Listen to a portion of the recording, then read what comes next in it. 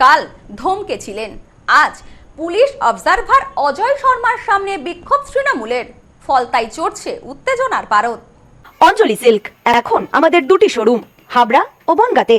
চৈত্র sell উপলক্ষে দুটি শোরুমেই কেনাকাটার উপর রয়েছে 5 to 50% ডিসকাউন্ট। ফোন 7044447885।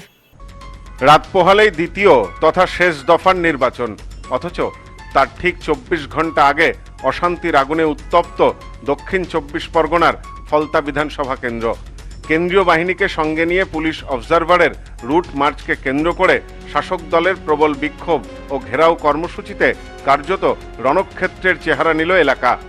নির্বাচন কমিশনের নির্দেশিকা মেনে এলাকায় শান্তি বজায় রাখতে এবং ভোটারদের আস্থা ফেরাতে রুট মার্চে বেরিয়েছিল পুলিশ অবজারভার অজয় পাল শর্মা, সঙ্গে ছিল বিশাল কেন্দ্রীয় বাহিনী। কিন্তু রুট মার্চ চলাকালীন স্থানীয় তৃণমূল কংগ্রেস প্রার্থী জাহাঙ্গীর খান ও তার কয়েকশো সমর্থক বাহিনীকে ঘিরে ধরেন। পুলিশের গাড়ি আটকে চলে স্লোগান। বিক্ষোভকারীদের দাবি, এই রুট মার্চ আদতে সাধারণ ভোটারদের মনে ভীতি সঞ্চার করার একটি পরিকল্পিত কৌশল। বিক্ষোভের নেতৃত্বে থাকা জাহাঙ্গীর খান সরাসরি আঙুল তুলেছেন প্রশাসনের নিরপেক্ষতা নিয়ে। তার অভিযোগের মূল বিষয়গুলি হল, পুলিশ অবজারভার বিজেপির হয়ে কাজ করছেন এবং ইচ্ছাকৃতভাবে তৃণমূল কর্মীদের নিশানা করছেন। বাহিনীর গতিবিধিকে তিনি অযথা চাপ সৃষ্টি বলে অভিহিত করেছেন। জাহাঙ্গীর খানের স্পষ্ট বক্তব্য, ভয় দেখিয়ে ভোট প্রভাবিত করা যাবে না, ফলতার মানুষ ব্যালটেই এর উপযুক্ত জবাব দেবেন। 3টের সময় আমার অফিসে এসেছিল, এসে তখন আমি আমার অফিসের ভিতরে বসে আছি,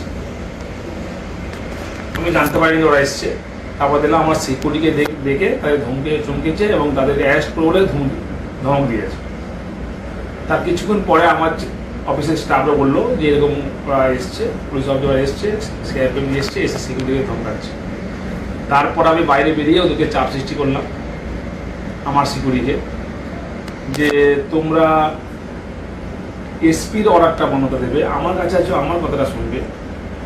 ওরা ওখানে গিয়ে তুমি ধমক চমকে কেন গিয়েছো বা কী এইসব বলার পরে, চেনামি করার পরে ওরা আস্তে আস্তে চলে গিয়ে আমার পাড়ার ভিতরে গিয়ে আমার বাড়ির কাছে গিয়ে আমার বাড়ি থেকে ধমক চমক দিয়ে বড় বড় ডায়লগ কথা বলে চলে গেছে। কিন্তু যেটা আমরা ইলেকশন কমিশনের যেটা রুলস আছে, নিয়ম আছে, যে একজন পুলিশ অবজারভার এক্সিকিউটিভ অফিসার উনি পারেন না যে সশরীরে কোথাও উপস্থিত থেকে কাউকে ধমক চমক দেওয়া। ওনার যদি কিছু বলার থাকে লোকাল এসপিকে জানাবে, লোকাল থানাকে জানাবে, তাদের মারফতে কিছু করা। ওরা লোকাল পুলিশও নিচ্ছে না, কাউকে নিচ্ছে না, ডাইরেক্ট সিআরপিএফ নিয়ে গিয়ে শুধু আমার বাড়িতে না, আমার যারা সহকর্মী আছে প্রত্যেকটা অঞ্চলে যারা অঞ্চল সভাপতি আছে, নেতাকর্মীরা আছে, তাদের বাড়িতে গিয়ে ধমক চমক দিচ্ছে, রেড করছে। রাতের অন্ধকারে গিয়েও সিআরপিএফ গিয়ে আমাদের মায়েদের বোনদের ওপর ধমক দিচ্ছে, শিলধ্বনি করার মধ্যে বুদ্ধি মারছে, কথা বলছে এবং ভয় দেখাচ্ছে। তাতে বাচ্চারাও ভয় পাচ্ছে, বাড়ির বয়স্ক লোকেরা ভয় পাচ্ছে। বিক্ষোভ সামাল দিতে পুলিশকে যথেষ্ট বেগ পেতে হয় এদিন। তবে প্রশাসনের তরফে কড়া বার্তায় জানানো হয়েছে যে এই রুট মার্চ কোনো নির্দিষ্ট দলের বিরুদ্ধে নয়, বরং নিউ মায়ের আশীর্বাদ guest house and community hall সম্পূর্ণ শীততাপ নিয়ন্ত্রিত।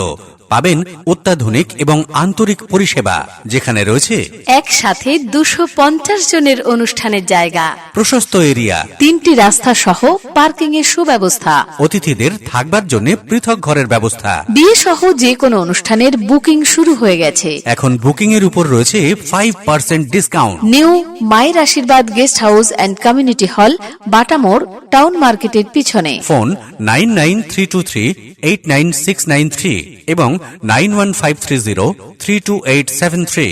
আপনার আভিজাত্য নিউ মায়ের আশীর্বাদ guest house and community hall.